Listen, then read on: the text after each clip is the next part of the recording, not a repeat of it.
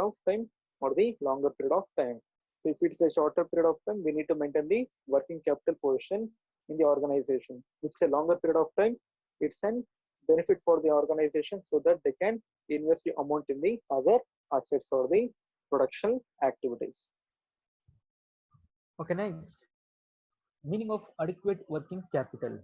So every business organization, it's a responsibility or it's an goal to maintain the adequate working capital in order to meet the expenses or day-to-day requirements.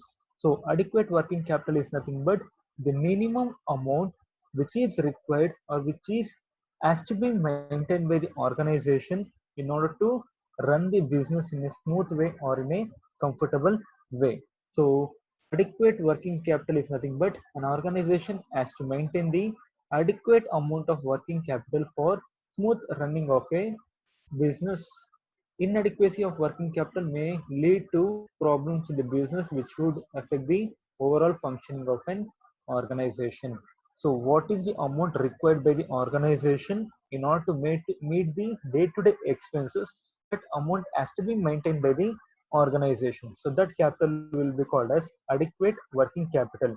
If in case if they are not maintaining the adequate working capital, then it will have the huge impact on the organization because the overall functioning of the organization will be affected.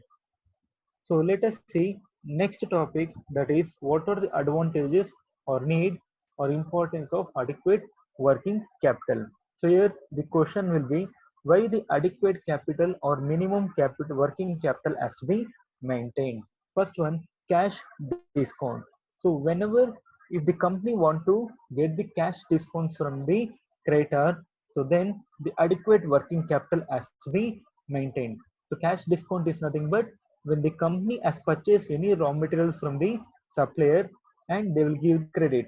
So before that credit, if the entire amount has been paid by the company to the creditor, then he will allow the discount on the overall amount. So that will be called as cash discount.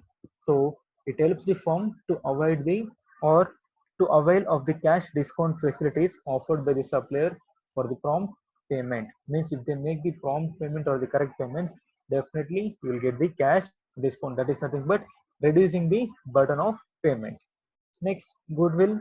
Ultimately, whenever we are maintaining the working capital, then we are going to meet the day-to-day expenses and we are going to pay the prompt amount to the creditors or the any other person. So our goodwill or the company's goodwill also be increased. It is nothing but the reputation of the company will also be increased because of maintaining the adequate working capital. So any company which is prompt in making payment can earn goodwill, which is possible only through sufficient cash balance, that is working capital in the organization. Next, solvency of the vision or the business, it is nothing but the payment capability of the company. So working capital helps in maintaining the solvency of the business, that is the repayment of the organization. Regular supply of raw materials. So even when we have the adequate working capital, whenever the company require the raw materials for the productional activities, so definitely we can purchase the raw materials from the supplier and it can be used for the production. And when we are making the regular payment, even the creator will have the confidence on the company, so we will make a regular supply of the raw materials and even you will provide the credit period. So it helps in regular supply of raw materials for continuation of business as the firm is able to procure raw materials on time by meeting the payment to the suppliers promptly. And ability to face crisis. So if any problem arises, either it may be uncertainty or risk, even with the adequate working capital, we can easily face that. Without adequate working capital, the firm may not meet the payment or they may not meet the risk, so it will have the huge impact on the organization. Next, good bank relation. So if any organization has taken the loan from the bank for the business purpose and if they're paying the amount regularly, that is called as interest amount, even we have the good relation between the bank and even we can get the additional loan facilities from the bank also when we are making the regular payment in the form of interest. So if business are having cash in bank in the form of current account deposit, fixed account or fixed deposits, etc., the relationship between the businessman and the bank will be good and cordial. Further, with adequate working capital, a firm can pay interest on loans borrowed from bank promptly. Next, inadequacy of working capital. So we already seen the meaning that inadequacy is nothing but the shortage of working capital for meeting the day-to-day expenses of the organization or obligations of the organization.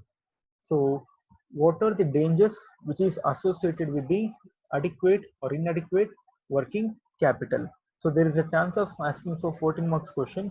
Explain the advantages and disadvantages of adequate working capital. Okay. So first see what are the dangers which are associated with the adequate of working capital. So first one, cash discount. So cash discount or lost if the company suffers from the inadequacy of capital as the firm cannot pay the payment of promptly. So already the advantages we have seen when we are maintaining the adequate working capital. Same, it will be a problem if you are maintaining the adequate working capital. That is, cash discount will not be available and our goodwill or reputation of the organization will be lost. Unutilization of fixed asset. So when the company is facing the huge problem regarding the working capital, definitely they need to depend upon the fixed asset because they need to sell the fixed asset and it has to be converted into cash in order to meet the day-to-day expenses. So utilization of fixed asset will be increased. So when a firm suffers from the inadequacy of working capital, its fixed assets may not be used efficiently, which results in the reduction in the rate of return on investment. And even the rate of reinvestment or rate of return on investment will also be decreased because we are not purchasing the raw materials on a regular basis because of the lack of working capital. And if you're now purchasing the raw materials on a regular basis, and it will have the impact on the production, and whenever the production impact, ultimately there will be no use for the utilization of fixed assets. So even it will have the impact. Next, difficulty in operation because of inadequacy of working capital, the day-to-day expenses will not be made and it will have the impact on the daily operations of the organization. So that is, when there is shortage of working capital, it will be difficult for the firm to meet the day-to-day commitment, and as a result, operating inefficiency may creep into the day-to-day operations of the firm. And last one, interruptions in the production. That is nothing but stoppage of the productional activities. Because lack of adequate working capital or lack of working capital, we cannot purchase the raw materials. And if you are not purchasing the raw materials, ultimately the production activities will be stopped. So even that also will be a problem of not maintaining the adequate working capital. So these are the problems when we are not maintaining the adequate working capital, and this slide shows the what are the advantages we'll get when we are maintaining the adequate working capital. Next, stagnation in the growth. Ultimately, the growth of the company will be decreased because of the reputation or because of the promptness of the payment. If it is decreased, then we are not getting any loan facilities, and if you are not getting any loan facilities, and the production activities will be decreased, and ultimately, if you are not getting the production, sales will be decreased, and lastly, the profitable position of the company will also be reduced. So ultimately, it will have the impact on the growth portion of the organization. Next, credit terms. So the firm may not be able to enjoy attractive credit terms due to the shortage of capital from the suppliers and creditors, because they may not believe that the person or the organization may pay the amount on a regular or on a regular basis. Means if the company have the adequate working capital, then they'll pay the amount to the suppliers when the credit period has been given, or when the credit period has been matured. But if the company is not having the adequate working capital, even they may not get the credit terms or the credit period from the suppliers. So what the suppliers will do, they will sell the goods and they will take the amount immediately without giving any credit period, because they know that if they allow the credit period to the company, they may not get the amount because of the lack of adequacy of working capital. Next, inefficiency day-to-day management. So already we know that if you're not having the working capital, because it's in capital for day-to-day expenses, and even it will have the inefficiency in order to manage the day-to-day operations. Next, the modernization of equipments and even route repairs and maintenance may be difficult to administer due to scarcity of the working capital. So all these are the dangers if you're not maintaining the adequate working capital. Next, disadvantages or problems associated with the excess working capital. See, any organization, they need to maintain the adequate working capital. For an example, if we want to meet the day-to-day expenses, we need amount of rupees 1 lakh, and that is the standard amount which we required in order to meet the day-to-day expenses. And from less than 1 lakh rupees if you are maintaining, and the production activities or the process of organization will not be continued because it's an inadequate working capital. Even if the company is having the capital of more than 1 lakh, that is called as excess working capital, even it will have the impact on the organization. So every organization have to maintain the stable or minimum amount of working capital. It should not be more than working capital or more than the standard or less than the standard working capital. So let us see what are the disadvantages or problems associated with the excess working capital.